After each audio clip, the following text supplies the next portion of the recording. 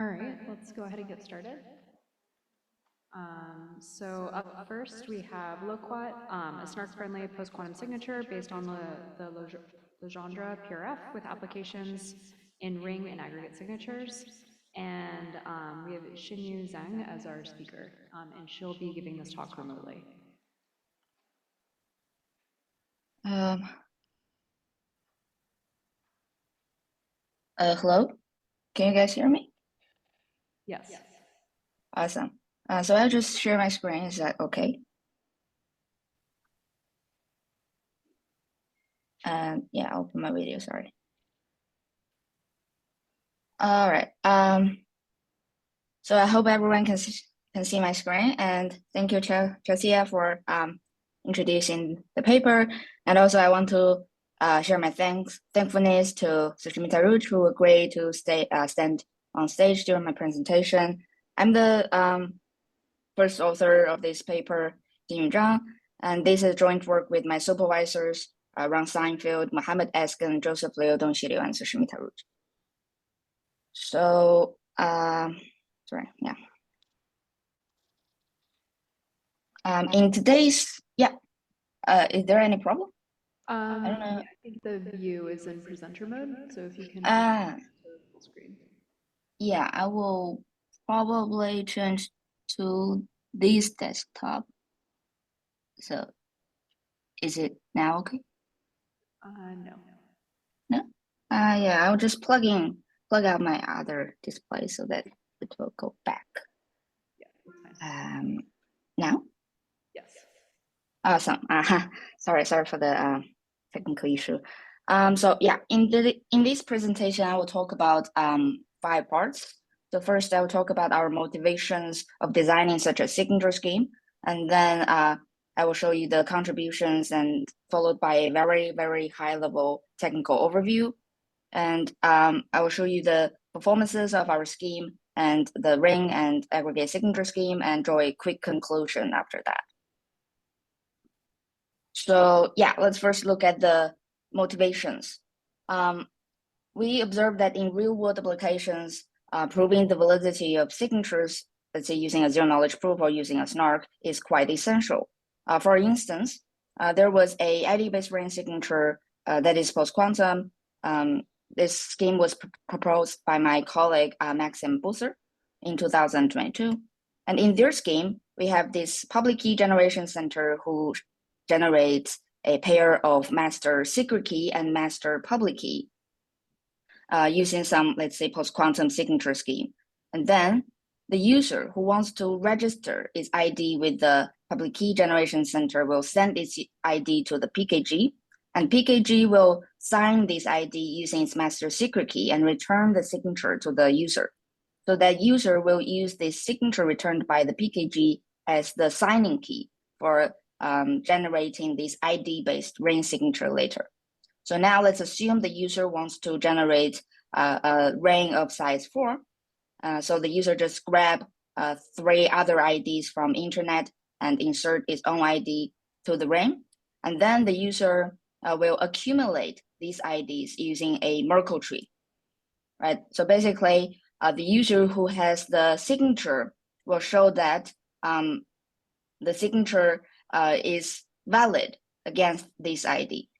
Hence, this ring signature is essentially just a zero-knowledge proof to show that there was a ID that was accumulated in the Merkle tree. So that's basically the validity of the authentication path of one of the ID, and also show that the verification algorithm of the signature scheme used by the PKG with input sigma, that is the user signing key, the input ID, and the master public key output 1. So that means this signature must be valid, corresponding one of the ID in the Merkle tree. So that's their ID-based ring signature scheme that requires to proving the validity of a single signature using a zero-knowledge proof. And there is another case when we can use zero-knowledge proof to prove the validity of signatures. That is so-called SNARK-based aggregate signature. So because in the post-quantum world, we have this kind of like problem of designing aggregate signatures. So we cannot use, let's say, discrete log based assumptions to build a very efficient aggregate signature with constant size and even support key aggregation. But here we can resort to a quite universal or general approach called snark-based aggregate signature. That is, let's assume that the aggregator obtains two tuples of public key message and signatures. And then what the aggregator wants to do is to show that the verification algorithms of these two signatures output one or output accept. Hence, the aggregator can just translate these verification algorithms to a, let's say, algebraic, to a arithmetic circuits, and then combine these two circuits with a multiplication gate so that when the two circuits both output one, the output of the combined circuit will be one as well. So the aggregator can just generate a snark proof to show that the combined circuit on input PQ1 M1 sigma 1, PQ2 M2 sigma 2, output 1. And we can treat that snark proof as the aggregate signature. And owing to the succinctness of this snark, the proof size is sublinear in the number of the signatures. Hence, we have a relatively good aggregate signature scheme with logarithmic or polylogarithmic asymptotic performance. So now let's see, why don't we just use the existing symmetric key-based post-quantum signatures, but why do we bother to design a new one? So first of all, these one-time signature or hash-based one-time signatures and stateful many-time signatures like XMSS, they do have relatively small verification circuit, but for one-time signatures, they have like limited use cases in real-world applications because the time, the signing times of these key pairs is just one. Basically, the user have to discard the signature, discard the keys that were used to produce the signature before, and maintain this state to remember which key pairs was used, which are not. And for XMSS, they also have a well, although the limitation of this key of the use time of key is not so restrict, but they have other problems that is similar to here the Sphinx Plus problem that I will introduce later. So the other type of symmetric key-based post-quantum signature like MPs in the head-based signatures, they have relatively large verification circuits. That's because the linearity of their verification in the let's say circuit size actually has of this verification algorithm. And then we have this another type of signature that is hash-based stateless main-time signature called Sphinx Plus. And Sphinx Plus actually have relatively good verification circuit size, but the main problem where the Sphinx Plus and XMSS has is that they use a lot of hash function evaluations in key generation signing. And because we want to prove the signature validity in the zero knowledge proof or using the zero knowledge proof or snark, we have to replace the standard hash function with algebraic hash function because algebraic hash functions have small, let's say, RNSS constraints, but standard hash function just has very large number of constraints to be proven. Hence, we have to do such replacement. And the downside is that algebraic hash function runs slower than the standard hash function. So if you have a lot of hash invocations in key generation or signing, then this performance slowdown can be quite significant and sometimes make the signature scheme impractical. So that's why we propose a snark-friendly signature scheme based on symmetric key primitives. And our main contribution here is the design of Loquat, that is Legendre PF-based snark-friendly post-quantum signature, which achieves a balanced choice between signature performance and snark friendliness. So we plug in Loquat to the ID-based ring framework, ring signature framework before that we see in the previous slides, and achieve a more efficient post-quantum ID-based ring signature as well. So there is a SNARK-based post-quantum aggregate signature that was included in the paper as well, where we instantiate the SNARK with Aurora and Fractal, where if we instantiate with Aurora, then we have this logarithmic aggregate signature size. So if we instantiate the SNARK with Fractal, then we can achieve a constant aggregate signature size by using this proof recursion property of Fractal. So now let's take a look at a very, very high level technical overview. So basically, designing a signature is just to design an algorithm that allows the signer to prove that it has a valid secret key corresponding to the public key. So in the case of the Legendre PF, that means the signer must prove the witness of the Legendre PF.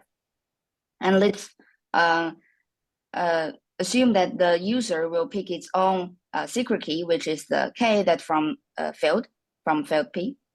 And then the public key will be computed as the Legendre PF evaluation of K plus I1, K plus I2 to K plus IL, where these I1, I2, ILs are random field elements in the setup phase. So basically, every user will use the same I1, I2, IL, but they will choose their own hidden shift of this Legendre PF key.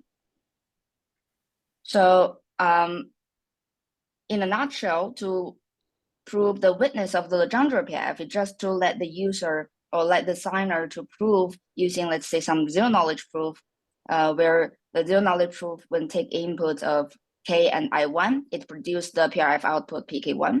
When the input is KI2, it produces the PRF output PK2, and so on. And there was a signature scheme called Legrost that was initially using this Legendre PF to construct a signature scheme, but they instantiated their zero knowledge proof using MPC in the head.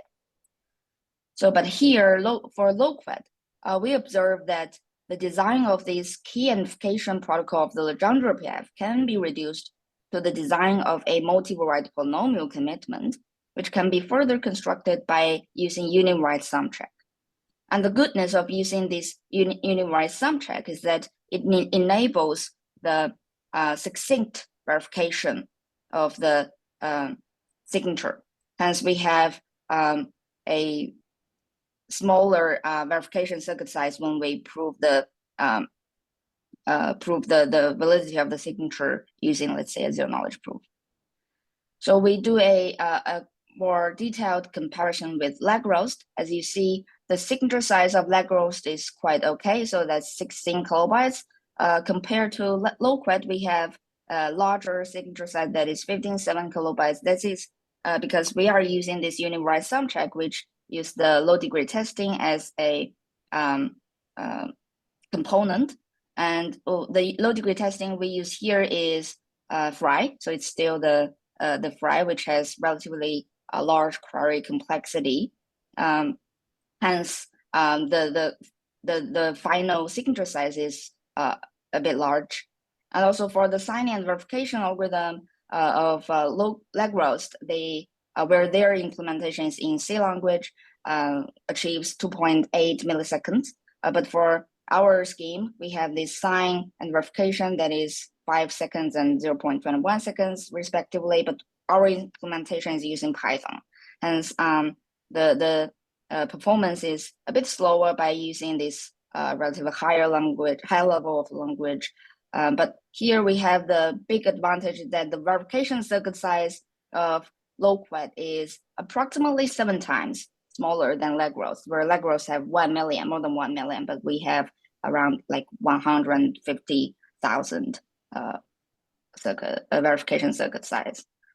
So we do a more performance comparison between Loquet and other schemes. So this 1, 2, 3, 4, 5 rows here indicates the MPC in the head-based signatures. As you see, the number of RNCs for verifying just one signature is already quite large. So the smallest is probably Legros, that is 1 million, but others have a relatively large number of RNCs required to verify one single signature.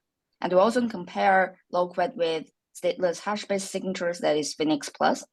So for Sphinx Plus S, it achieves small signature size and relatively small number of RNCs. But the problem is, as you see here, its number of hash invocations in key generation and signing are quite large.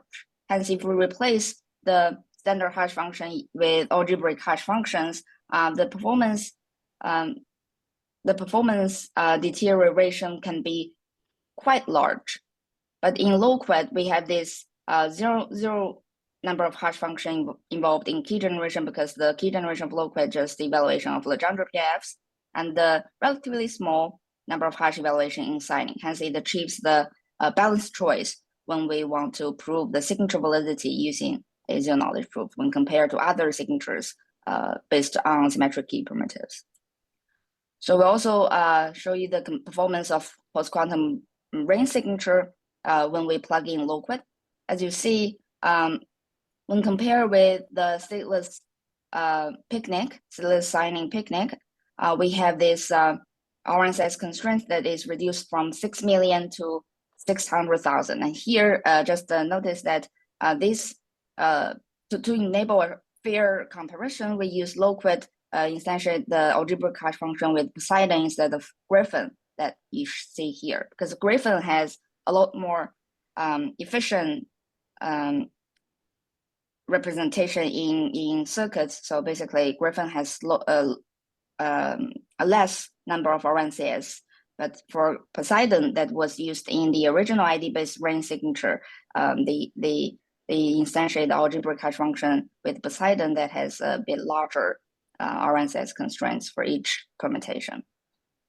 So yeah, as you see, the picnic signature size is reduced. The ID-based ring signature based on picnic, the size is reduced from basically by half if we use Loquet. And when compared with XMSS, where the number of leaves of XMSS is 2 to the power 20, although the signature size of XMSS-based ID-based ring is still smaller, but the key generation for Loquet is actually significantly more efficient than XMSS, because XMSS uses 2 to the power 20 hash invocations in its key generation, but Loquet uses 0, right? So that's the performance of post-quantum ring signature. And now let's see the performance of post-quantum aggregate signature. Just a little over 2 minutes. Yep. Right. So I'm almost finished. So yeah, so the performance of the post-quantum aggregate signature is that when we instantiate the snark with Aurora, then we have this logarithmic signature size. So basically that means for aggregating 64 Loquet signatures, we have around 200 kilobytes. But using Fractal with the proof recursion, then we can achieve a constant aggregate signature size that is basically similar to the proof carrying data framework, where the signature size is like 145 kilobytes. And we just give a short note that better post-quantum aggregate signature performance if we use more efficient snarks. So yeah, that's conclude my presentation. Thank you.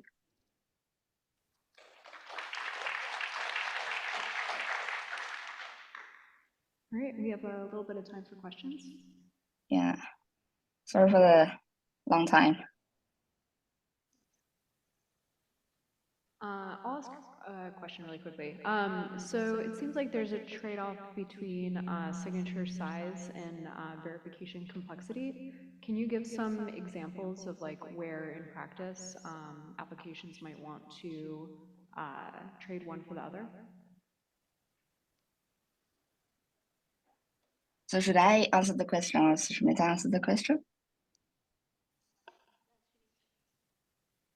I think you can, since you can hear. Okay. Right. For that, I would think, let's say, when we need this signature aggregation, for example, if we want to use post-quantum public key certificate, right? So basically, this for the root CA, they will sign the CA in the next level, and then the next level CA will sign the user's let's say user's certificate. Maybe there are more like levels. So in this case, the individual signature size of is quite irrelevant, because what we want to do is that all the signatures of these CAs are valid, right? So basically, we can aggregate the CA's signatures using, let's say, a snark, so that the final aggregate signature size of these CAs is quite small, instead of the individual signature size of these CAs. So that could be one use case, right? So when we want to trade off the verification size, Yeah. the signature size. Yeah. That answers the question. Thank you. Yeah, thank you. Speaker. Thanks.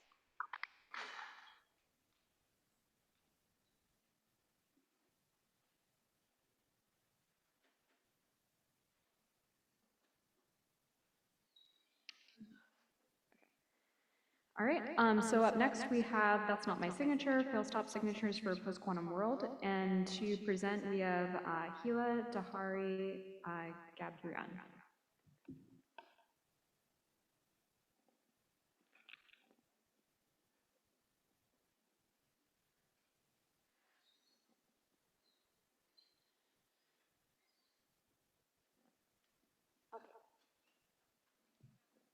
Okay.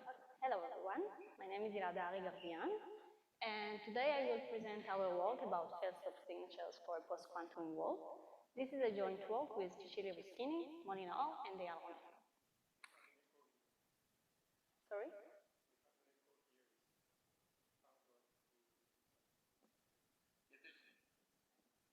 You might want to turn off some of the other microphones up there because we're getting an echo. How is now? Okay.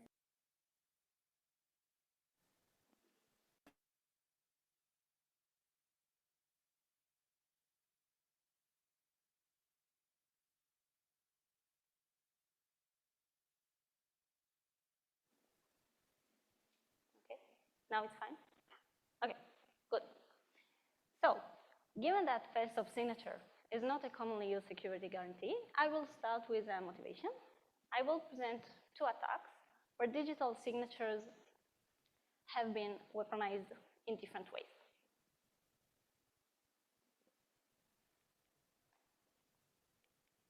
Okay, so the first attack is DigiNotar attack. And in this attack, an attacker with internal access to DigiNotar's system forged a certificate for Google. This certificate was used to conduct a man-in-the-middle attack against Google services. The second attack is the flame attack.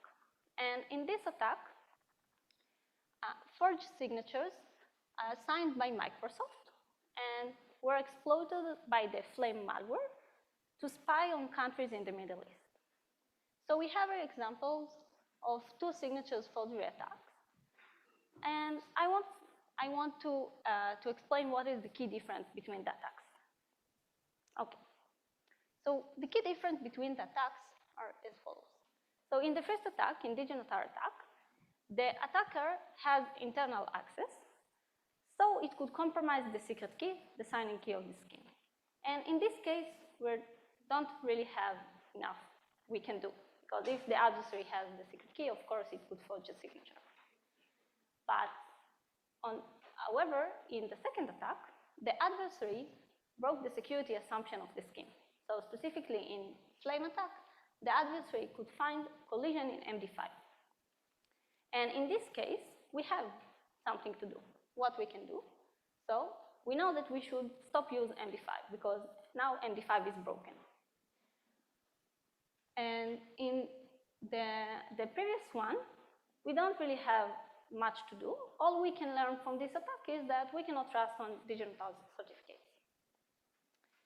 So it is crucial to distinguish between the attacks, because in case that adversary could break security assumption, we want to know that, and we want to know to stop use this security assumption also in different cryptographic protocols.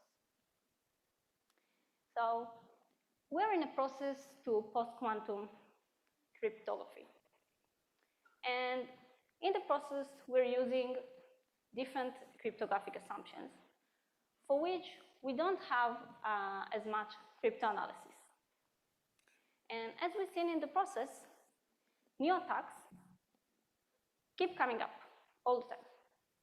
And it's not unthinkable that someone might hide the fact that they know how to break a scheme. So we want to know if something like that is happening. And this leads us to the question that if a digital signature is broken and a forgery was created, so can we identify? Now, it looks like a new question, but it's not. So there is a notion, it's called fail-stop signature, was introduced by Fitzman and Weidner.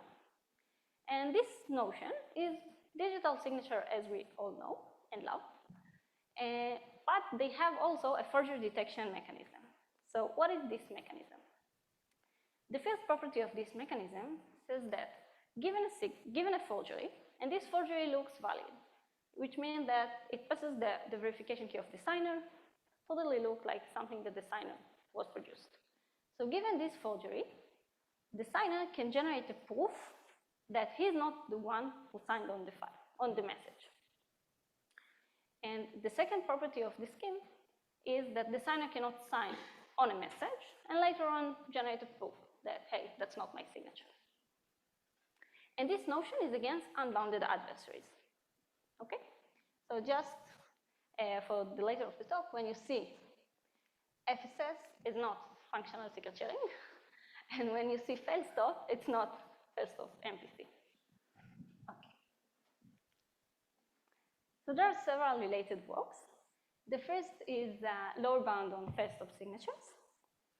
Mostly, we have some bounds on the public key that we need, given the number of the signatures that we can sign. We have several constructions based on standard assumptions, such as RSA, factoring, one-way function, etc. And also we have the recent work, which is proof of forgery. It's not exactly fail-stop signature. They have some property of proof of forgery for Woods plus signature. Okay. In our work, we studied the notion of fail-stop signature for a post-quantum world. We introduced the fine-grained adversarial model for the fail-stop signature, which means we reduce the model to fine-grained adversarial model. And we have two main constructions. The first construction is more a proof of concept. It is the first lattice-based fail-stop signature, but it's not efficient. And the second construction is our main result. And in this construction, we took Sphinx Plus, which is one of the next post-quantum candidates, and we augment this Sphinx Plus, this signature, to a fail-stop signature. So Sphinx Plus is a complex digital signature, so in the rest of the talk, I will talk about Lamport signature as a toy example. But you can ask me later how things come up with Sphinx Plus. Okay, so one-time Lamport signature. We have one-way function. We have the signer and we have the recipient. The signer wants to sign on a single bit. So the signer should generate two random strings, R0 and R1. This is the secret key of the signer, the signing key, and hashes the randomness. Then we have VK0, VK1. This is the verification key. The verification key is public. So when the signer wants to sign on a bit, he just should send the bit and the corresponding randomness. And all the recipient should do is to hash the randomness and check if it's equal to the public key, the verification key. So what could happen when we want to augment this one-time Lamport signature to a fail-stop signature? So as I just said, fail-stop signature has unbounded adversaries. So potentially, an unbounded adversary could go over all the possibilities for preimages to a verification key and find the right secret key. And in this case, we cannot prove anything. In order to prove proof of forgery, we need to have a different signature to the message. Okay? We need to have additional information. Otherwise, we cannot prove anything. So this leads us to necessary condition of fail stop signature that says that for every verification key, we need to have to this verification key more than one secret key. Ideally, we want as many as we can, but not always this is the case. Okay, so in order to take this Lamport signature to be a fail stop signature, we should change the hash function. So now instead of one-way function, we have a compressing collision-resistant hash function. So we need the compressing for just what I said in the previous slide. We need the compressing so we have more than one secret key for verification key. And we need a collision resistant for the proof of forgery. Okay, so now the signature is exactly the same. We just change the function. Okay. So what will be the proof of forgery? So let's assume we have an unbounded adversary. This unbounded adversary go over all the possibilities of randomness and find a forgery. Could find the randomness such that the hash on this randomness equal to the verification key. Now this adversary sends to the recipient the forgery, so it sends the bit and the randomness, and the recipient, of course, will accept. Why? Because if the recipient hash the randomness, it will be equal to the verification key. So now, what the signer can do? The signer wants to prove that this signature is not him, is not one that he produced. Okay, so the proof of forgery will be a collision.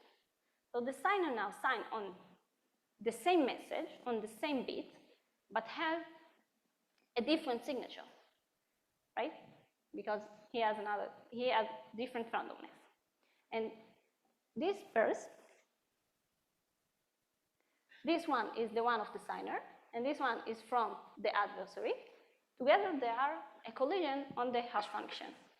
Now, since the signer is polynomial time, and we use collision-resistant hash function, the signer cannot efficiently find this collision by himself. So he has to.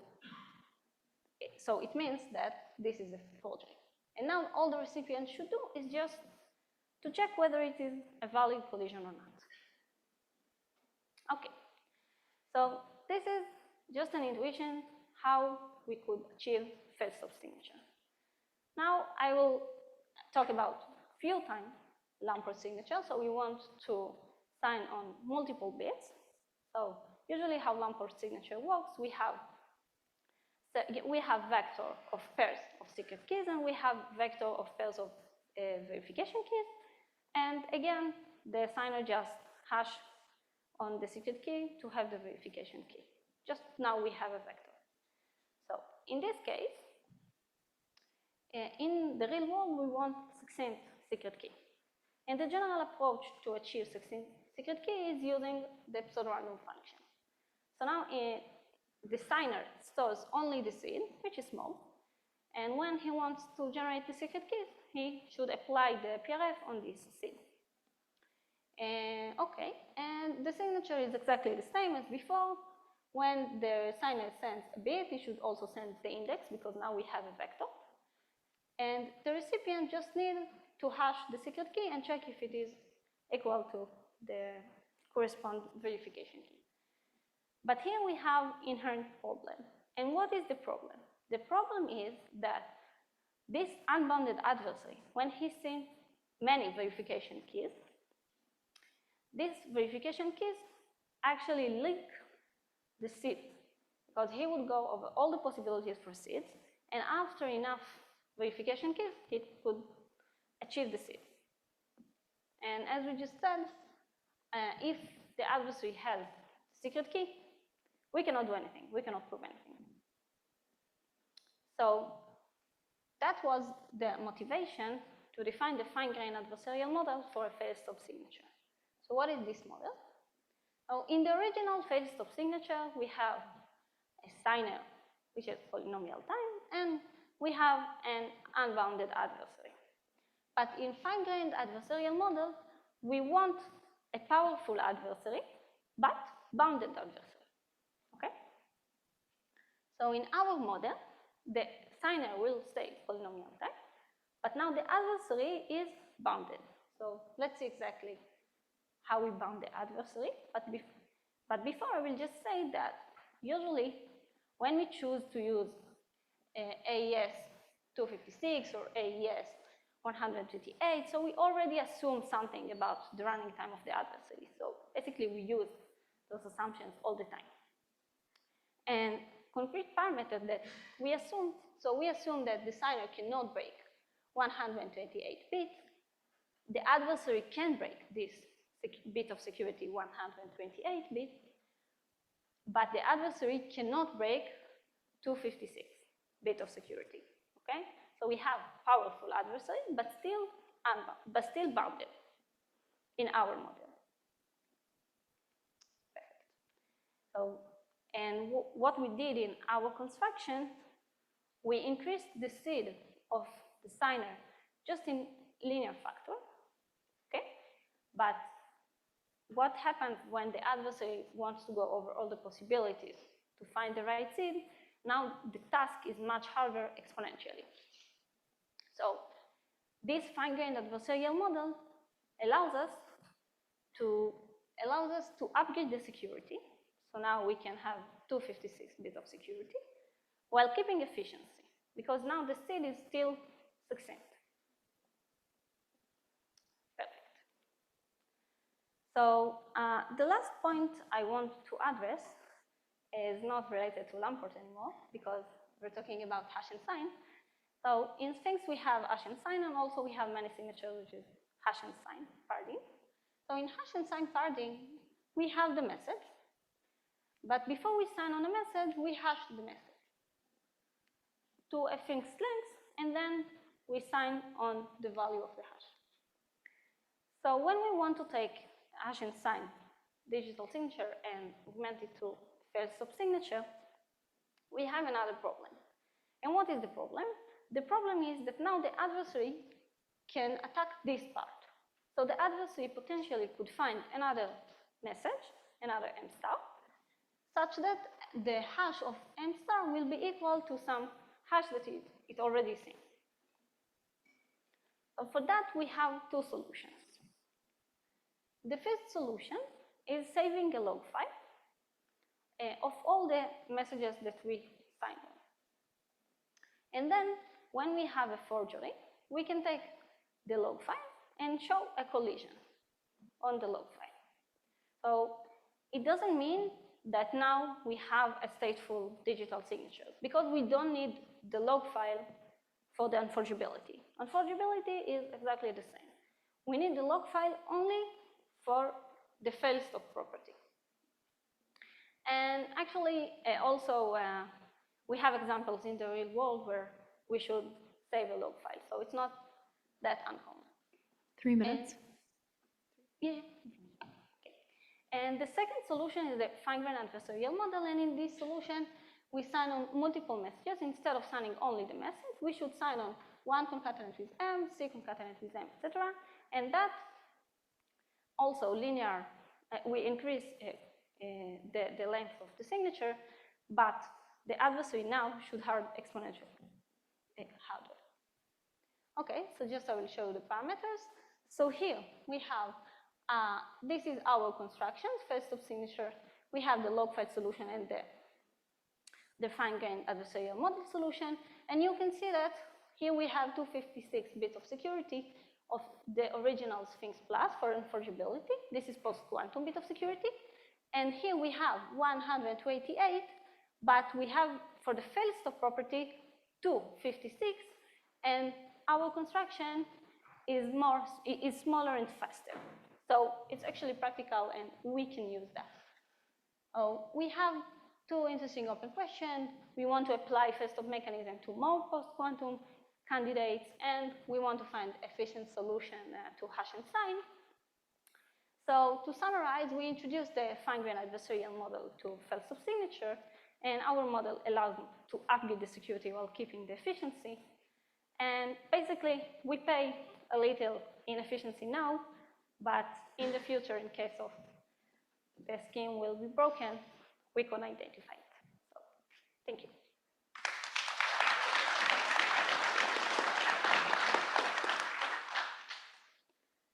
All right, we have time for one quick question. I'll ask the question. So you said that this scheme requires a log file, and that can you talk about like where that might actually be practical? Like what kinds of settings in practice would keeping a log of all signatures issued be something that would be feasible? What do you mean? Like where we use that in the real world? So I think Microsoft used that. Like they should keep a log file of Windows, and don't really remember, but it's something that could happen for CA stuff, for CA certificates. So, yeah. All right, let's thank the speaker.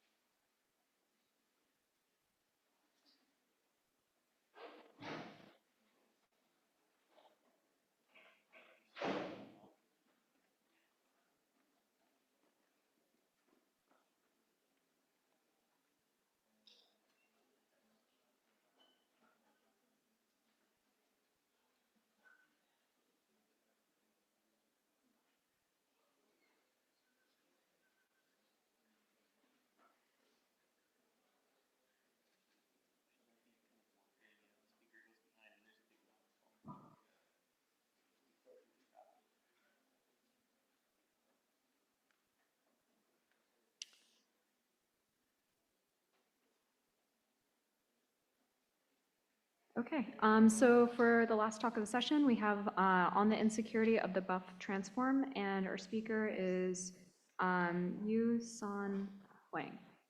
Thanks for the introduction. My name is Youxuan. Today I'm talking about the insecurity of buff transform. This is a joint work with Yeladang, Serge Fear, and Patrick Struck.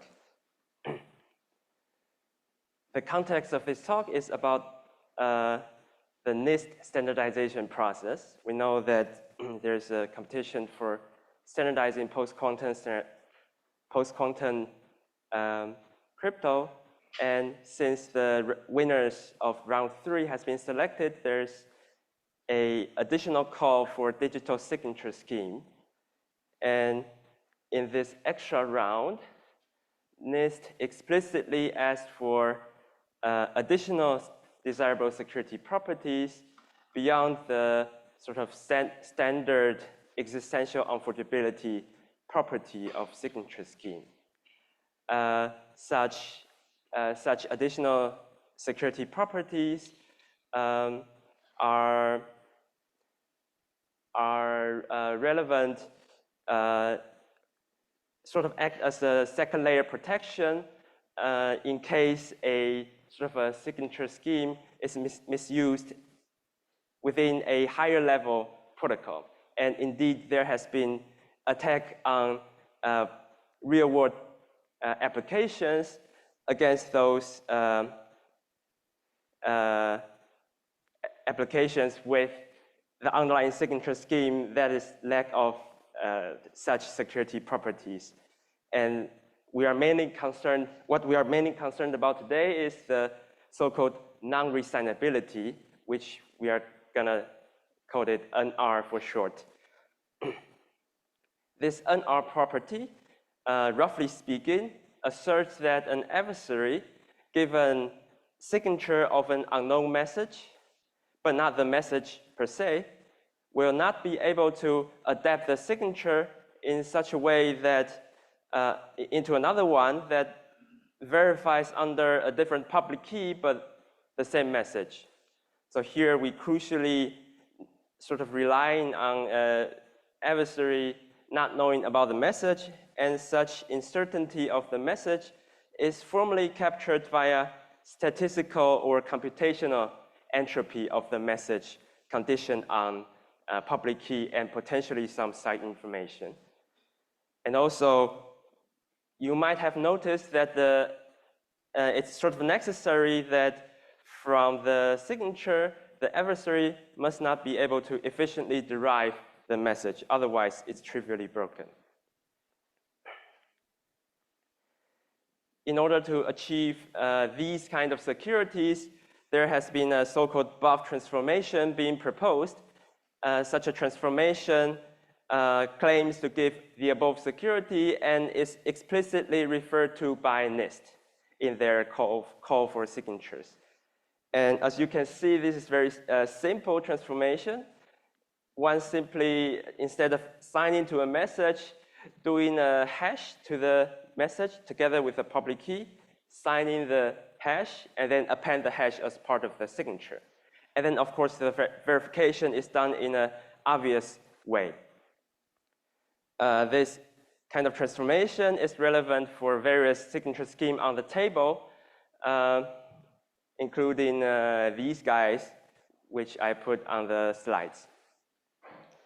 Some has, while designing, take into account buff transformation while designing. Some other explicitly mentioned buff with the purpose of achieving this additional securities in their submission. However, there's a plot twist, namely the NR property as it is previously defined can actually not be achieved. So our result in this work, we show that basically any natural signature scheme doesn't satisfy this NR property in the sense that there is an explicit attack. And in particular, this covers all buff transformed signatures so long as the underlying hash function is sufficiently compressing as in the typical cases. And this, of course, contradicts the existing security of buff. What goes wrong is an ancient claim on the security of random oracle, which we call the phi non-malleability. And we also have a concrete attack as a counterexample. All the above applies to not only plain model, but also the random oracle model. In order to recover from this negative situation, we then introduce a weakened security notion, which we called NR but in the random oracle model.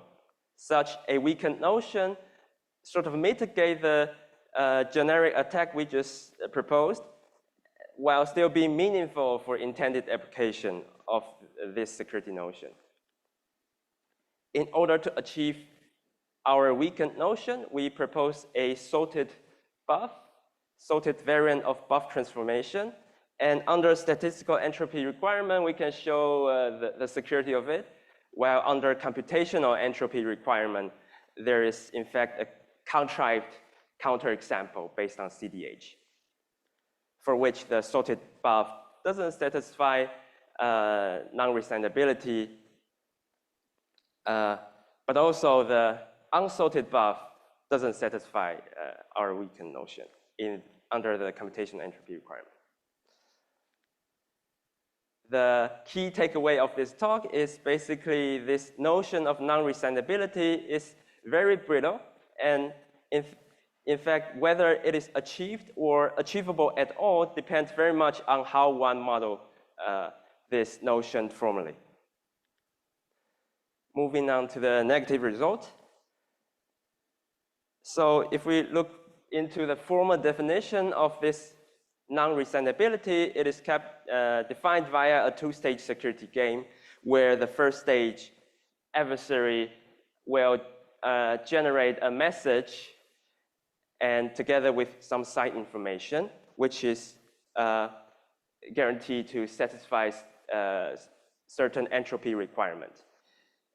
And the message is then signed, the signature being passed to the second stage, which is then tested to adapt the signature into another one that verifies under a different public key.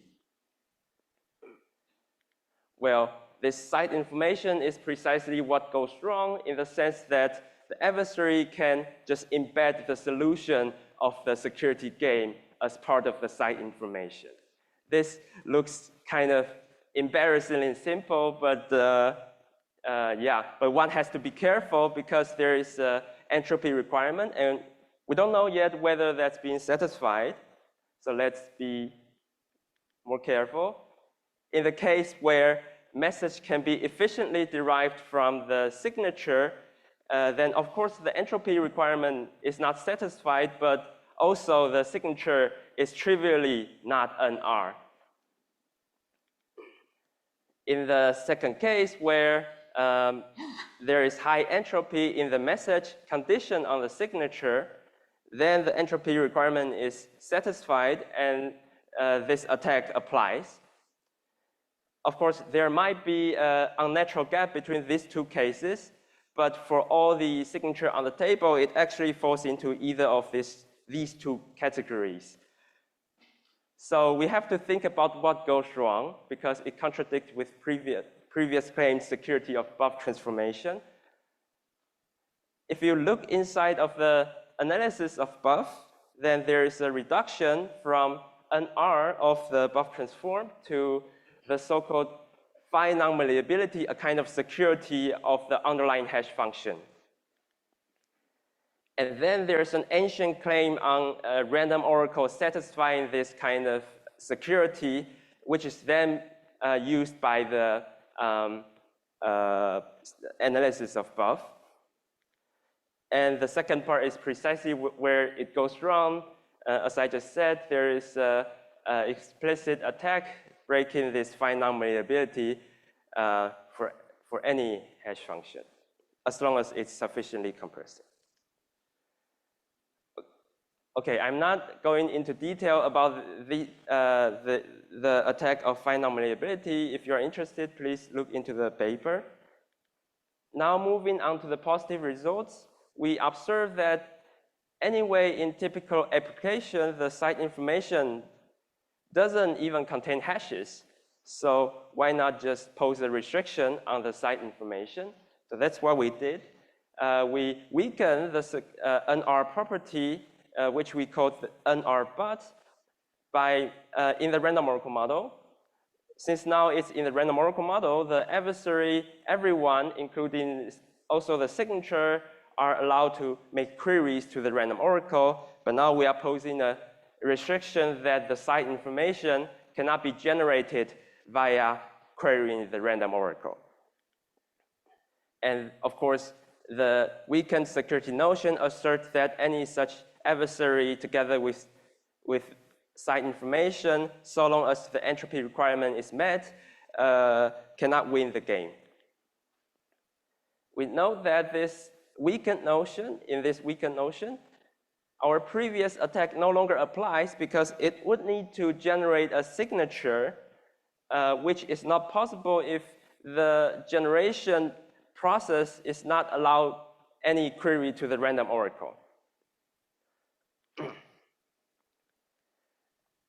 Now that we have defined this weakened security notion NR but, one natural question to ask is whether buff satisfies this weakened security notion.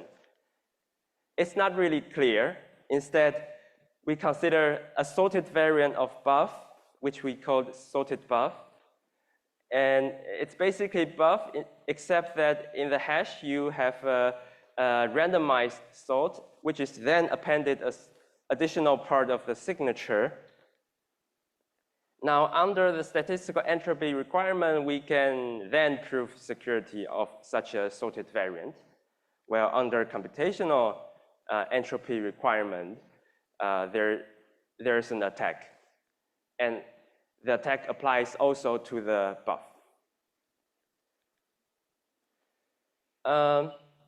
In the case where we have statistical entropy requirement, we follow the same proving strategy as in the buff. First, we have a tailored variant of phi non-malleability, we have a reduction from our weakened NR to this phi non-malleability, and then we prove that random oracle satisfies it. The last part is the tricky part and is not previously addressed. Without looking into the detail, I just want to mention this is really involves quite some sophisticated quantum argumentation. Sometimes we have to adapt existing tools. But if you're interested, please see our paper. Now, in the computational entropy requirement, it is the second step, the reduction from NR to the phi non-malleability that falls apart. But even more so, there is a CDH-based signature that is secure under standard security, for which the buff or sorted buff doesn't satisfy the weakened NR security. I hope at this point I have convinced you that defining or achieving non-resendability is much more subtle than what is believed, and we really have to be careful. Before finishing, I would like to mention some follow-up questions. Now, in this paper, we've analyzed sorted buff. What about the unsorted one? In particular, is buff transformation satisfying this weakened notion under statistical entropy requirement? Or is there even any notion of NR such that buff can guarantee in the computational setting? Turns out both questions are, the answers to both questions are yes. This has been affirmatively answered in a follow-up work. But also, a second interesting question is, now that we've modeled hash function, now we modeled hash function as random oracle, but what about real-world hash function? You know, we use SHA, or we use sponge construction or Merkle-Damgard construction. Can we prove anything meaningful if we consider this real-world setting? With that, I conclude my talk. I'm happy to answer any questions.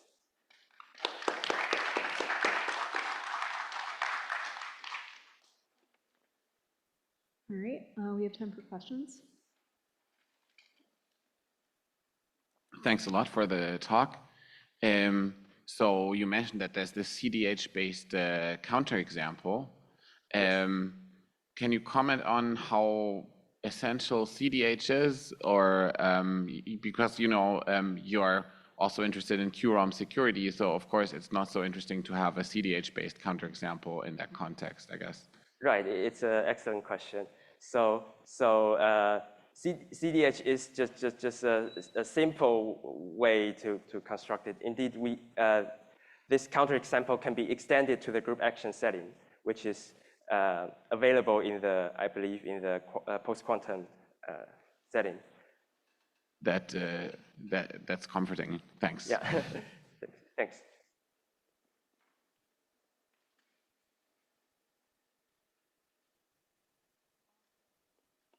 I'll ask a quick question. So, as I understand, you said that some follow-up work actually showed that non-salted buff was secure under the weaker assumption. Is that interpreting that? Non-salted buff, yeah. Yes, indeed, yeah. So, is there a reason to use salted versus unsalted in any other? Is there what? Is there a reason to use salted versus unsalted? Oh, salted buff are sort of, it blows up your signature size. So I would say probably there's no reason, but also in terms of security loss, the salted buff still seems a bit tighter than the unsalted buff.